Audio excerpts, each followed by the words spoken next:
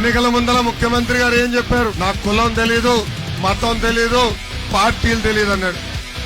ఇప్పుడు ఏకంగా కులం, మతం, ప్రాంతం, పార్టీలు వాడి మన మధ్యలో చిచ్చు పెట్టడానికి ప్రయత్నిస్తున్నారు.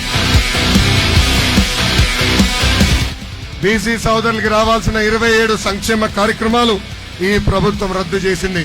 స్థానిక సంస్థ ఎన్నికల్లో వాళ్ళకి రావాల్సిన 10% రిజర్వేషన్ కట్ చేసిన వ్యక్తి ఈ జగన్.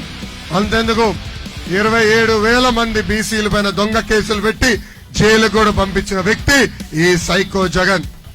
బీసీ సోదరులందరూ ఆలోచించాలా. ఎన్నికల ముందల ఈ జగన్ ఏమన్నాడు? బీసీ సోదరులు బ్యాక్వర్డ్ క్లాస్ కాదు, బ్యాక్ బోన్ క్లాస్ అన్నాడు. ఈ రోజు ఏకంగా బీసీ సోదరుల వెన్నుముక్క ఎరగొట్టిన వ్యక్తి ఈ జగన్. అందుకే ఈ సభా వేదిక బీసీ సోదరులందరికీ నేను పిలిపిస్తున్నా, జై హో బీసీ, జై హో బీసీ.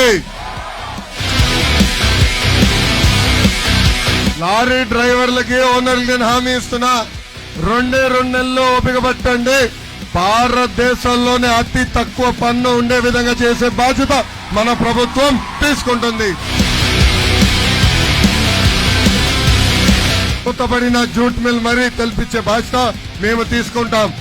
ఉత్తరాంధ్రకి చెప్తున్నా, ఉత్తరాంధ్రకి ఎట్లయితే అనంతపూర్కి కియా ఫ్యాక్టరీ తీసుకొచ్చి ఆ ప్రాంత రూపురేఖలు మార్చామో అదే విధంగా ఉత్తరాంధ్రకి పెద్ద ఎత్తున పరిశ్రమలు తీసుకొస్తాం, సెజ్ ఏర్పాటు చేస్తాం.